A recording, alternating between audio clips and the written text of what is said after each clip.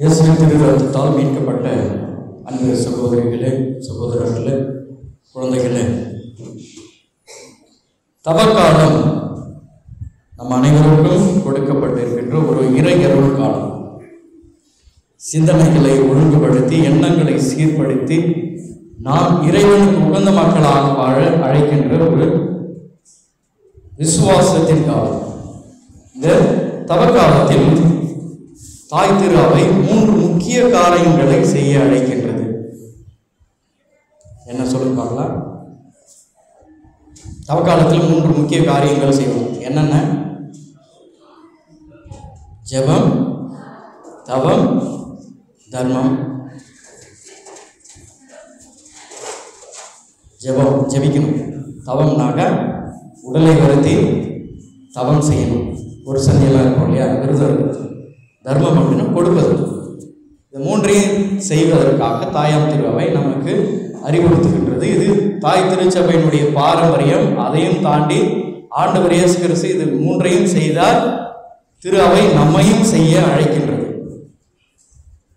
இல்லைங்களா? இந்த வருஷம் தவக்காலத்தினுடைய தொடக்கம் விபதி புதன். என்னைக்கு வந்தது? பிப்ரவரி 14. காட்டுமன்னார் கோயிலில் ஃபாதர் பூசை கூப்பிட்டுருந்தார். நான் கேட்டேன், பிப்ரவரி 14 இன்றைக்கு எந்த நாள் அப்படின்னு கேட்டேன். பூசையில் விபதி புதன் அன்னைக்கு திருப்பள்ளியில் நான் கேட்ட கேள்வி.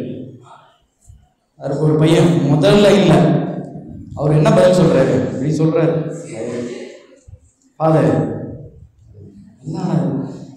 அப்புறம் பூசை முடிஞ்சோடனே ஒரு இளைஞர் காட்டினார். இப்படி காட்டினான். இதுக்கு என்னடா அர்த்தம்? என்னடா நூற்ற அப்படின்னாக்கா, இது சின்ன ஹார்ட்டா, இது பெரிய ஹார்ட்டா.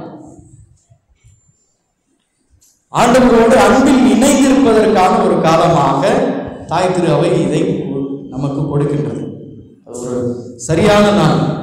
தவக்காலத்தை தொடங்குகின்ற அந்த நாளில் நாமெல்லாம் அதற்கு வேறொரு எண்ணங்களோடு அதை கொண்டாடுகின்றோம். வேலண்டைன்ஸ் டே அப்படின்னா, சென்ட் வேலண்டைன் அவர் என்ன பண்ணார் அப்படின்னாக்கா, சிறையில் இருந்த கணவன் மனைவிகள் இருவரும் வெவ்வேறு இடத்துல இருப்பாங்க, சிறை கைதிகளாக. அவர்களுக்கு தண்டனையை தவிர்த்து இருவரையும் சேர்த்து வைப்பது, அன்பின் பிணைப்பை கொண்டு வருவது, அன்பாளர்களை இணைப்பது. அதுதான் அந்த நாளில் அன்பாளர்களின் தினமாக கொண்டாடுகிறோம். அது ஒரு புனிதமான நாளாக புனித வேலண்டைன்ஸ் அவரை பின்பற்றி தொடங்கப்பட்ட நாள். ஆனால் அதற்கு நாம் வேறொரு வித்தியாசமான கருத்தை, சித்தாந்தத்தை, சிந்தனையை கொடுக்கிறோம். காதலர்கள் தினம். அன்பு வேற, காதல் வேற, உடன்படிக்கை வேற, பிரமாணிக்க வேற, காமம் வேற. எல்லாமே வெவ்வேறு விஷயங்கள். அதையெல்லாம் ஒன்றை சேர்க்க முடியாது. இதையெல்லாம் தாண்டிய ஒன்று தான் அன்பு. புனித சின்னப்பர் கொரிந்தியருக்கு எழுதிய திருமுகத்தில் சொல்றார், அன்பு என்பது பொறாமை கொள்ளாது, பொறுமையோடு இருப்பது. படிக்கிறோமா இல்லையா? அப்போ அன்போடு இருக்கணும். அன்பாளர்கள் தினம் அன்றைய நாளில் தான் தவக்காலத்தை தொடங்கியிருக்கிறோம். 3 முக்கியமான சிந்தனைகளை நாம் செய்ய அழைக்கின்றோம். இந்த 3 முக்கியமான காரியங்களை செய்யும் பொழுது நமக்கு என்ன கிடைக்கின்றது, நாம் ஏன் செய்யணும் என்பதுதான் இன்றைய நாளுக்கான மறைவை. முதல்ல ஜெபம் செய்யணும். ஜெபம் எப்படி செய்யணும் அப்படின்னாக்கா, நான் கோயிலுக்குள்ளே வரேன். இறங்கின உடனே ஒரு அண்ணன் சைக்கிளில் இப்படி போனார். நம்ம கோயிலை கிராஸ் பண்ணி போனார். போகும்பொழுது சைக்கிள் நிறுத்திட்டு அவர் இப்படி பண்ணார். என்ன பண்ணாருன்னு தெரியல. என்ன அர்த்தம்? கோயிலில் சாமி இருக்கு, அட்டண்டன்ஸ் போடுறாரு. எப்படி போடுறாரு? மேலே இருந்து ஒரு இந்திய வரைபடமே வரைஞ்சிட்டாரு. டான்ஸ் போடுறாரு. சரிங்களா? இன்னொரு இடத்துக்கு கோயிலுக்கு போகணும். காட்டுமன்னார் கோயிலில் தியானம் கொடுக்கும்பொழுது இளைஞர்கள்லாம் வந்தாங்க. அதில் ஒரு பையன் இப்படி பண்ணான். பூசை முடிஞ்சவங்க என்னடா பண்ணார்? இல்லை சாமியை புத்தம் கொடுத்தாரு. இல்லைங்களா?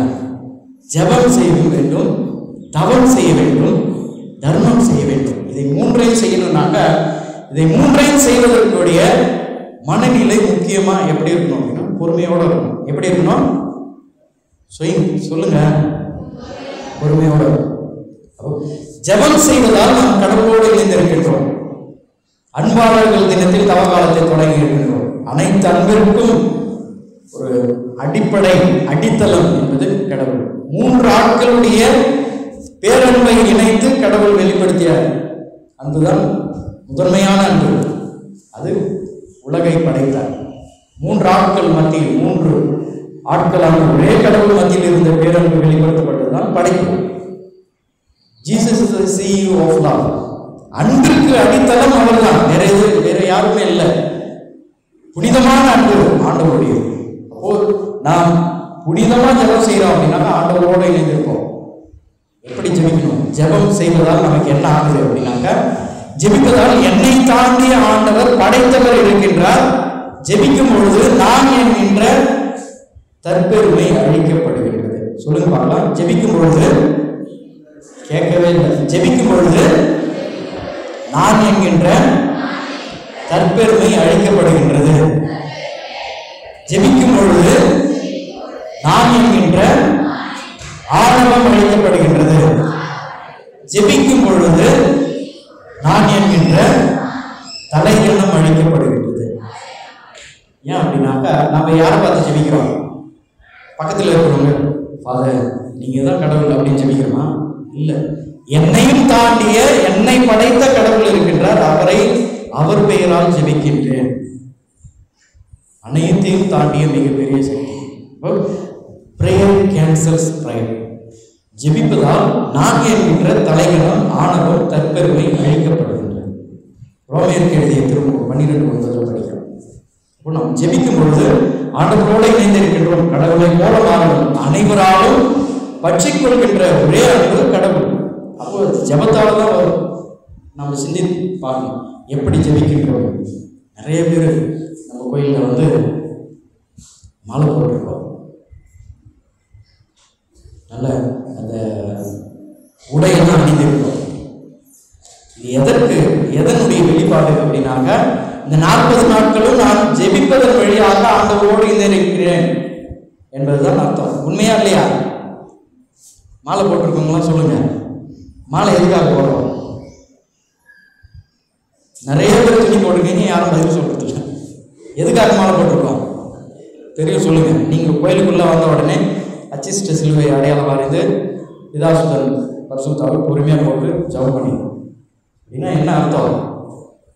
ஆண்டவரே, நான் ஜெபிப்பதன் வழியாக என்னுடைய குடும்பங்களும் குடும்ப உறவுகளும் மேன்மை அடைய வேண்டும், வளர்ச்சி அடையணும், துன்பங்கள் துயரங்கள் எல்லாம் உடைக்கப்படணும் அப்படின்னு ஜெபிக்கிறோம் இல்லைங்களா? அப்போ ஆண்டவர் இயேசு கிறிஸ்து 40 நாட்கள் ஜெபித்தார். தனிமையில் இருக்கும் பொழுதெல்லாம் ஜெபித்தார். தன்னுடைய சீடர்களுக்கு ஜெபிக்க கற்றுக் கொடுத்தார். அப்போ நாம ஜெபிக்கும் பொழுது எப்படி இருக்கணும்? ஏசப்பா சொல்றார், தனிமையில ஜெபிக்கணும். எப்படி ஜெபிக்கணும்? தனிமையில ஜெபிக்கும் பொழுது என்னை நான் சுய ஆய்வு செய்வதற்கான பக்குவம் ஏற்படுகின்றது. கும்பல்ல இருக்கும்போது பதில் யாரும் சொல்ல மாட்டேங்கிறீங்க. வெளியே கேட்டாக்கா என்ன சொல்லுவீங்க? நல்லா அவர் கணக்கில் பேசுவீங்க இல்லையா? அப்போ தனிமையில் இருக்கும் பொழுது நம்ம கடவுளோட பேசணும். தனிமையில் ஆண்டவரோட பேசணும். அதான் சொல்றாரு, மறைவாய் அறையை கூட்டிக்கிட்டு ஜெபிங்க. மறைவாய் உள்ளதை காணுகின்ற உங்கள் தந்தை கம்ப்ளீட் பண்ணுங்க. என்ன? உங்களுக்கு நிறைவாய் கொடுப்பார். அப்போ தனிமையில ஜெபிக்கும் பொழுது நாம் உண்மையாக ஆணவம் இல்லாமல், தற்பெருமை இல்லாமல், அகங்காரம் இல்லாமல், தலைகணம் இல்லாமல் இருக்கின்றன என்கின்ற சுய ஆய்வை செய்வதற்கு இந்த ஜெபம் என்கின்ற காரியம் நமக்கு ஒரு உறுதுணையாக இருக்கிறது. Prayer cancels pride. 2வது, தவம் இருக்கும். ஏன் தவம் இருக்கும்? மாலை போட்டவங்களாம் சொல்லுங்க, 3 வேளை முட்டை சாப்பிட்றீங்களா? சொல்லுங்க. ஒரு சந்தி. ஏன் ஒரு சந்தி? ஒரு சந்திப்பு. ஏன்? எதற்காக ஒரு சந்திப்பு? சாப்பாடு ஒரு முறை தான் சந்திப்பது. அதுதான் ஒரு சந்தி என்பது பொருள். ஏன் ஒரு சந்தி? மாலை போடுறவங்களாம் சொல்லுங்க, ஏன் ஒரு சந்தி இருக்கீங்க? தவம் இருக்குது.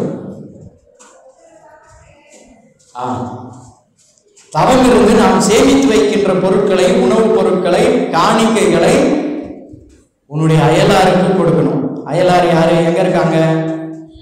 கள்ளக்குறிச்சியா?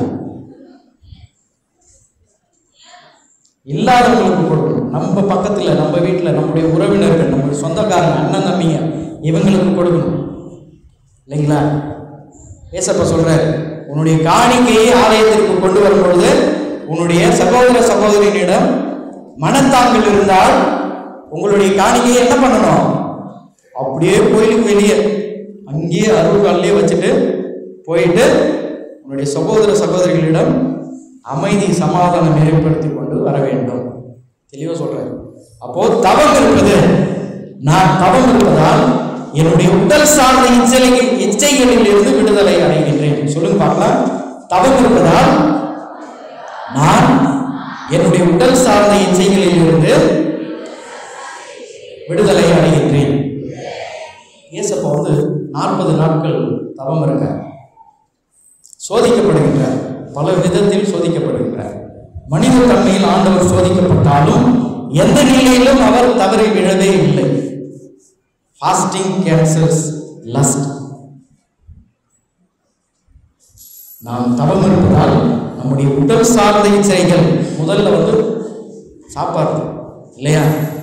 ஒரு கட்டத்திலாம் எனக்கு சின்ன வயசுல 80s 90sலாம் சர்க்கரை நோய் அப்படின்னாக்கா ஊரில் ஒருத்தவங்களுக்கு தான் இருக்கும். யாருக்கு? பணக்காரராக இருப்பார், அவர் பெரிய பணக்காரராக இருப்பார், அவருக்கு அந்த நோய் இருக்கும். இப்போ யாருக்கெல்லாம் இருக்கு? எனக்கு இல்லை. எல்லாருக்கும் என்னையும் லிஸ்ட்டில் சேர்த்துறாதீங்க. எனக்கு இல்லை அப்படின்னா வராதுன்னு அர்த்தம் இல்லை, அப்படியே வெயிட்டிங் லிஸ்ட்டில் இருக்கு, எப்போ வேணாலும் வரலாம், தற்கால் டிக்கெட் மாதிரி. சரிங்களா? அப்போது நமக்கு நோய் தான் வருது அப்படின்னா ஒரு கட்டத்தில் நம்ம ஒரு வேளை தான் சாப்பிட்டோம், அப்புறம் 2 வேளை சாப்பிட்டோம். இப்பெல்லாம் எத்தனை வேளை சாப்பிட்றோம்? 4 அடிச்சா ஏம்மா மனநிறைவோட சாப்பிடணும். அப்போ நம்முடைய உடல் சார்ந்த இச்சைகளில் இருந்து நாம் விடுதலை அடைவதற்கு இந்த தவம் என்கின்ற முயற்சி நமக்கு ஒரு பயனளிக்கக்கூடியதாக இருக்கும். தவம் இருக்கணும் அப்படின்னாக்க 3 வேளையில 2 வேளை கட் பண்ணிட்டு 1 வேளை சாப்பிடணும். அம்மா சொன்ன மாதிரி அந்த 2 வேளைகளிலையும் சேர்த்து சேமித்து வைத்த பொருட்களையும் பணத்தையும் என்ன பண்ணணும்? ஈஸ்டர் அன்னைக்கு கறிக்கடைக்கு போயிட்டு ஓடுறது, பறக்கிறது, நீந்துறது, தாவறது எல்லாத்தையும் குடிச்சிட்டு நீங்கள்லாம் சிரிக்கிறத பார்த்தா முன்னாடி லிஸ்ட்டு போட்டு வச்சுருப்பீங்க போல. லிஸ்ட்டு பெரிய போதும் பெரிய லிஸ்டாக இருக்கிற மாதிரி இல்லையா? தவம் இருப்பது நம்முடைய உடல் சார்ந்த இச்சைகளை தவிர்க்க வேண்டும். அதுதான் அர்த்தத்தை சேர்க்கக்கூடிய ஒரு தவமாக, தவ முயற்சியாகும். சரிங்களா? Fasting cancels lost. Therefore when you fast secretly. மறைவாய் உள்ளதை காணுகின்ற உங்கள் தந்தை நிறைவாய் தருவார். எப்படி இருக்கணும்? மாலை போடும்பொழுது ஏசப்பா சொல்றார் எப்படி விரதம் இருக்கணும் அப்படின்னாக்கா, அழகா தலைக்கு எண்ணெய் தேய்த்து அழகா வாரி விபூதி பூசி வரணும். சரிங்களா? நம்ம ஆளுங்க இந்த 40 நாள் மாலை போடுறாங்க இல்லையா, முதல் ஒரு 3 நாள் அவங்க முகத்தை பாருங்க, எப்படி இருக்கும்? நல்லா இருக்குமா? நல்லா இருந்தா சந்தோஷம் தான். ஊருக்கெல்லாம் காட்டுவாங்க, பாரு நான் ஒரு சந்தி இருக்கேன், சாப்பிடாமே இருக்கேன், என் முகத்தை பாரு. ஊருக்காகவும் உறவினருக்காகவும் அல்ல, மறைவாய் இருப்பதை காணுகின்ற தந்தை நமக்கு நிறைவாய் தருவார், அள்ளி தருவார். இல்லைங்களா? விடுதலை பயண நூலில் படிக்கிறோம். எப்படி கொடுப்பாரு? உங்களுடைய பாத்திரங்கள் வழிபடியாக நிறைவடியாக அமுக்கி குமுக்கி நிறைவாய் தருவார். உங்களுடைய பாத்திரங்கள் நிறைவடியாக கொடுப்பார். அப்போ நம்ம மறைவாய் செய்யணும். மறைவாய் இருப்பதை காணுகின்ற தந்தை உங்களுக்கு நிறைவாய் தருவார். 3வது தர்மம், தானம் செய்யறது. தானம் செய்வது எப்படி இருக்கணும்? நம்ம ஏன் தானம் செய்யணும்? ஜபம், தவம், தர்மம். தர்மம் ஏன் செய்யறோம்? தர்மம் செய்வதால் எனக்கு என்று நான் சேமித்து வைக்கக்கூடிய பேராசையிலிருந்து நான் விடுதலை அடைகின்றேன். சொல்லி பார்க்கலாம். தர்மம் செய்வதால், கேட்கவே இல்லை இந்த தெருவில் சொல்லுங்க, தர்மம் செய்வதால் எனக்கு என்று சேமித்து வைக்கின்ற பேராசையிலிருந்து விடுதலை அடைகின்றேன். கடவுளாக இருந்தாலும் அனைத்தையும் கொண்டிருந்த ஆண்டவர் தனக்கென்று எதையுமே எடுத்து செல்லவில்லை. தன்னிடமிருந்த எல்லாத்தையும் அடுத்தவருக்கு கொடுத்தார். என்னுடைய ஃப்ரெண்டு சாமுவேல் துறிஞ்சிக்கொலை பங்கு தந்தையை வந்த பிறகு நிறைய வேலை சொன்னார். 5 ஆண்டு திட்டம் சொல்லுவாங்க இல்லையா, அது போல ஒரு பெரிய லிஸ்ட் வச்சிருந்தார். நான் முதல் முறையாக அவர் வந்து பார்த்துட்டு மேடை நம்முடைய அறை வீடெல்லாம் பார்த்துட்டு கோயிலெலாம் பார்த்த பிறகு நினச்சேன், தலைவருக்கு ஒரு 5 வருஷத்துக்கு டஃப் இருக்கு.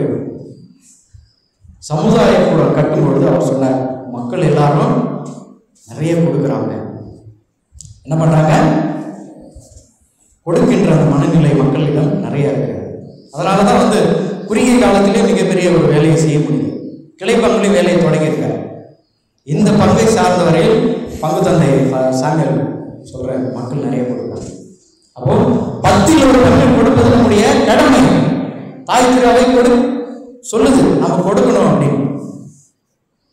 ஒரு ஆள் வந்து அரசாங்க உத்தியோகம் கிடைத்த உடனே கோயிலுக்கு வந்தார். வந்து உண்டியில் நல்லா பல்காக ஒரு அமௌண்ட் போட்டுட்டு வெளியில் போகும்போது ஒரு பிச்சைக்காரர் இருந்தார். அவருக்கு 10 ரூபா கொடுத்துட்டு போனார். ஒரு 10 வருஷம் கழிச்சு பிச்சைக்காரர் கூப்பிட்றாரு, நிறுத்துறேன், உண்டியலில் போடுறீங்க, அதே மாதிரி தான் போடுறீங்க, வெளியே வரும்பொழுதும் பார்க்குறேன் 10 வருஷமாக எனக்கு 10 ரூபா தான் கொடுக்குறீங்க. உங்களுக்கு 10 வருஷத்தில் ஊதியம், அரசாங்க உத்தியோகத்தில் இருக்கீங்க, உங்களுக்கான சம்பளம் ஏறி இருக்கும், அதிகமாக கொடுத்துருப்பாங்க. சம்பளம் ஏறும்பொழுது எனக்கும் இன்க்ரிமெண்ட் கொடுக்கணுமா இல்லையா அப்படின்னு கேட்குறேன். இல்லைங்க, 2 வருஷத்துக்கு அப்புறம் இன்க்ரிமெண்ட் ஆச்சு, நான் உங்களுக்கு 50 ரூபாய் எடுத்து வைப்பேன். டெய்லி கோயிலுக்கு போகிறதுக்கு முன்னாடி 50 ரூபாய் பாக்கெட்டில் வைப்பேன். என் மனைவி அந்த 50 எடுத்துட்டு 40 கழிச்சிட்டு 10 ரூபாய் வைப்பாங்க.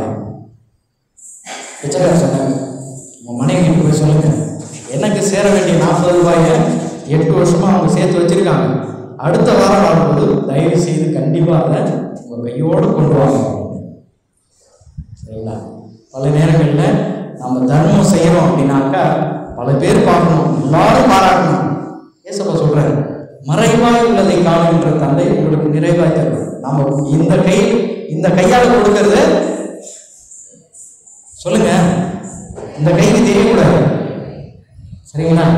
பல பேர் இந்த அந்த முதிர்ச்சியான மனிதருக்கு உங்களுடைய கிறிஸ்துவ சமூகம் மாறிவிட்டது.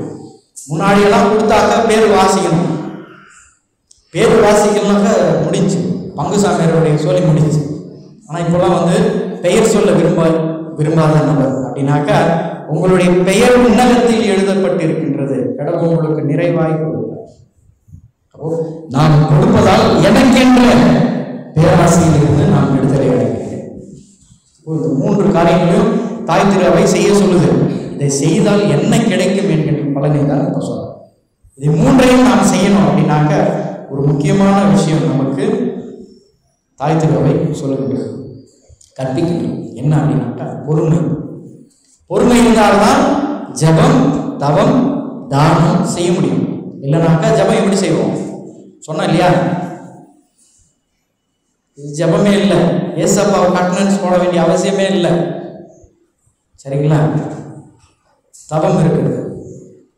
1 மணிக்கு சாப்பிட்றேன் அப்படின்னா 12:59 நிமிஷம் 59 நொடி எப்படா வரும் அப்படியே வச்சு சாப்பிடுவோம். தர்மம் 10ல் ஒரு பங்கு கொடுக்க சொன்னார், 1 ரூபாய் போட்டால் போதும் அப்படின்னு. எல்லாத்தையும் வந்து கடவுள் பார்த்து கொண்டே இருக்கின்றார். மறைவாய் உள்ளதையும் காணுகின்ற தந்தை திறந்த வெளியில் நடப்பதையும் தெளிவாக பார்க்கிறார். அப்போ நம்ம ஜபம், தவம், தர்மம் இது நம்முடைய கடமை. இதை முழுமையாக செய்யணும். இதுல இருந்து எக்ஸம்ஷன், விதிவிலக்கு யாரு அப்படின்னா குழந்தைகள், மூத்த குடிமக்கள் தான். 3ஐயும் தவக்காலத்தில் நாம் செய்யும்போது நம்முடைய குடும்பம் நிறைவாய் இறையருளை. அப்போ இந்த 3ஐயும் தனிமையில செய்யணும். ஏசப்பா சொல்ற கிரைட்டீரியா கொடுக்குற, அதையும் தாண்டி அருளை பெறணும் அப்படின்னா பொறுமையா இருக்கணும்.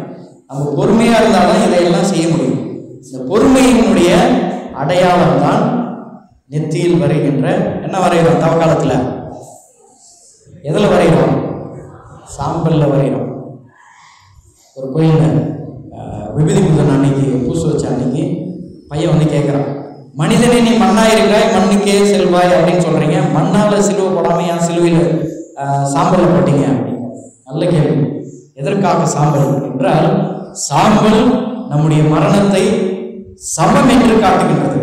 எப்படி சமம் அப்படின்னாக்கா, நெருப்புல போய் பணத்தை போடுங்க, பேப்பரை போடுங்க, முடியை போடுங்க, புடவையை போடுங்க, வேட்டியை போடுங்க, எதை போட்டாலும் கடைசியில் சாம்பல் எந்த நிறத்தில் இருக்கும்? சாம்பலை பார்த்ததில்லை நீங்க? சொல்லுங்க, பதில் சொல்லுங்க. சாம்பல் நிறத்தில் தான் இருக்கும் இல்லைங்களா? மரணம் அனைவருக்கும் சமம் என்பதை சாம்பல் வெளிப்படுத்துகின்றது. மண்ணு பாருங்க, எல்லா கலர்லயும் இருக்கும்.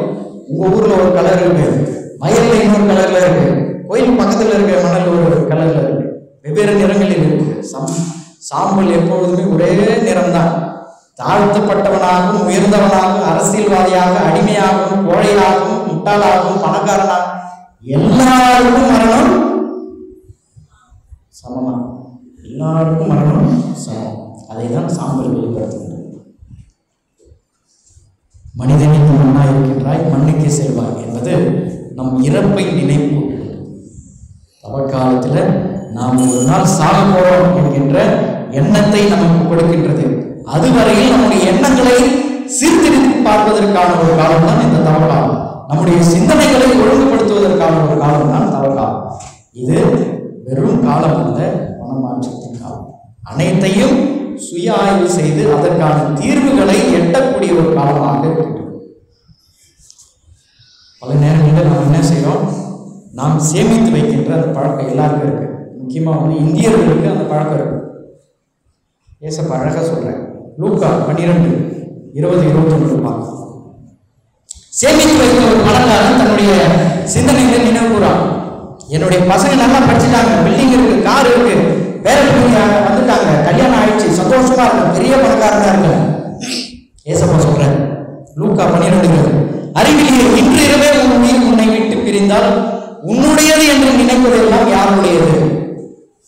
அறிவிலேயே அப்படின்னா முட்டாளே அப்படின்னு அர்த்தம். அப்ப நாம் சேமித்து வைப்பது நமக்கானது அல்ல, நம்முடையது, என்னுடையது, எனக்கானது, என்னுடைய சொந்தம் என்று நாம் சொந்தம் கொண்டாடக்கூடிய எதுவும் நம்முடையது கிடையாது. நம்முடைய மரணத்தின் பொழுது எல்லாம் சாம்பல் தான். லூக்கா 12:23 உணவை விட உயிரும் உடையை விட உடலும் உயர்ந்தவை அல்லவா. அப்போ நம் உயிரை சீர்தூக்கி பார்க்கணும், ஆன்மாவை மேல் நோக்கி பார்க்கணும். உடல் சார்ந்தது இவ்வளவு சார்ந்ததுதான் சீர்தூக்கி பார்க்கவே கூடாது. என்னுடைய பங்குல இருக்கும்போது ஒரு அம்மா சொன்னாங்க, இந்த வருஷம் நான் ஃபாஸ்டிங் வித்தியாசமா பண்ண போறேன் ஃபாதர். என்ன அப்படின்னாக்கா அவங்க சொன்னாங்க, ரோமேயருக்கு எழுதிய திருமுகம் 1:29 சொல்றாரு இல்லையா, பவுல் அடிகளார் சொல்றாரு, புறம் கூறுவது, கிசுகிசுப்பது, முணுமுணுப்பது, இதை நான் ஒரு 40 நாள் நிறுத்தலான்னு இருக்கேன், முடிவெடுத்திருக்கேன். சாமி, முடிவு மட்டும் எடுத்தா போதாதுமா, ஆசை மட்டும் இருந்தா போதாது, என்ன பண்ணணும் சொல்லுங்க, செஞ்சு காட்டணும் இல்லைங்களா. இந்த அம்மா சொன்னாங்க, ஓரளவு ட்ரை பண்ணாங்க பொழுது அந்த ஒரு 2-3 வாரம் அந்த தெருவில் சண்டையே இல்லை. ஏன் என்னாச்சு? கிசுகிசுப்பது, முணுமுணுப்பது, புறம் கூறுவது ஆண்டவரால் புறக்கணிக்கப்படுகின்ற செயல்கள். சொல்லுங்க, புறம் கூறுவது, கிசுகிசுப்பது, முணுமுணுத்தல் ஆண்டவருக்கு எதிரான செயல்கள். இந்த பக்கம் மட்டும்தான் சொல்லலாம். இந்த பக்கம் இருக்கிறவங்கலாம் புறம் கூறுவது இல்லை, முணுமுணுக்கிறது இல்லை, கிசுகிசுப்பதே இல்லை. பங்குசாமியாருக்கு தான் சொல்லணும். ஃபாதர் சாமிகள் பார்த்துங்க, இந்த லைன்ல இருக்கிறவங்க எல்லாம் கிசுகிசுப்பதே இல்லை, முணுமுணுக்கிறதே இல்லை. அப்படி சொல்லுங்க பார்க்கலாம். முணுமுணுப்பது, கிசுகிசுப்பது, புறம் கூறுவது ஆண்டவருக்கு எதிரான செயல்கள். ஜபம், தவம், தர்மம் இதெல்லாம் ஈஸியா செஞ்சலாம். இதெல்லாம் தாண்டி இது முணுமுணுக்கிறத செய்யாமல் இருந்தாலே இந்த தவக்காலம் ஒரு நிறைவான காலமா இருக்கும். சரிங்களா? எல்லாம் என்ன முடிச்சு பார்க்குறீங்க? நான் அவர் கணக்கில் உட்காந்து போன்ல பாத்தியா அவன் இதை சொன்னான்னு சொல்ற மாதிரி இல்லைங்களா. குருத்துவ வாழ்க்கையில செமினேரியில் குருமடத்துலாம் ஃபாதர்ஸ் இதை தான் சொல்லுவாங்க, ஸ்பிரிச்சுவல் டாக். உங்களுடைய மண்ணின் மைந்த அருப்பணி மோகனும் நானும் ஒன்றா படித்தோம், 4 வருஷம் இறையில் ஒன்றா படித்தோம். எல்லா பிரதேசம் அவங்க வேலையை பார்ப்பாங்க. எல்லாருக்கும் ஒரு தனி ரூம். விளையாட்டு டைமில் வருவாங்க, விளையாடுவாங்க, படிப்பாங்க இல்லைங்களா. அங்கே தான் அந்த கிசுகிசுக்க கூடாது, முணுமுணுக்க கூடாது, பிறரை பற்றி புறம் பேசக்கூடாது என்கின்ற முதிர்ச்சியான சிந்தனையே எனக்கு அங்கே தான் வந்துச்சு. ஏன் பேசணும்னு நினைச்சா ஆட்கள் யாரும் இருக்க மாட்டாங்க. எல்லாரும் அவங்க வேலையை அவங்க தெளிவாக பார்ப்பாங்க. அசைன்மெண்ட் எழுதுவாங்க, படிக்கிறது எல்லாம் அவங்க வேலையை பார்ப்பாங்க. இது எங்க நடக்கும் அப்படின்னாக்கா, நமக்கு எப்போ வேலை வெட்டி இல்லாம இருக்கோ அப்போ நம்ம இதை நீங்க யாரும் முன்னுங்கிறதே இல்லையா? ஐயோ சாமி, காலையில எழுந்திரும் போது டைம் டேபிள் போட்டு வச்சிருக்கோம், நீங்க யாரை பத்தி பேசலாம் இல்லைங்களா? இது ஆண்டவருக்கு எதிரான ஒரு செயல். அப்ப இந்த தவக்காலத்துல நம்ம இந்த 3 காரியங்களையும் செய்யணும் அப்படின்னா பொறுமை இருக்கு. பொறுமையை தாண்டி ஆண்டவருக்கு உகந்த பிள்ளைகளா வாழணும் அப்படின்னாக்கா, கிசுகிசுப்பது, முணுமுணுப்பது, பிறரை பற்றி புறம் பேசுவது, இந்த 3ஐயும் தவிர்த்து விட்டாலே தவக்காலத்தில் நீங்கள் தவத்தோடும் ஜபத்தோடும் தர்மத்தோடும் செய்கின்ற அனைத்தையும் கடவுள் நிறைவாய் கொடுக்கிறார். அவர் கண்களை ஊற்றி ஜெபிப்போம். நாம் இந்த 40 நாட்களும் தவக்காலங்களில் ஆண்டவர் பெயரை சொல்லி ஜெபிக்கின்றோம், தவம் இருக்கின்றோம், தர்மம் செய்கின்றோம். ஆண்டவரே, இந்த தவக்காலத்தில் நீர் கொடுத்த இந்த சீர்திருத்தக்கூடிய காலத்தில் நாங்கள் எங்களுடைய எண்ணங்களை சீர்திருத்தவும், மனமாற்றத்தை பெற்றிடவும், எங்களுடைய சிந்தனைகளை ஒழுங்குபடுத்தவும், பொறுமையோடு உமக்குரிய பிள்ளைகளாக வாழ்ந்திடவும், எங்களுடைய உறவினர்கள் அன்பியம் பங்கு சமூகத்தை பற்றி புறம் கூறுவது, கிசுகிசுப்பது, முணுமுணுப்பதை தவிர்த்து உமக்கான பிள்ளைகளாக வாழ்ந்திட வரம் தர எங்கள் ஆண்டவராகிய கிறிஸ்துவினால் உண்மை மன்றாடுகின்றோம்.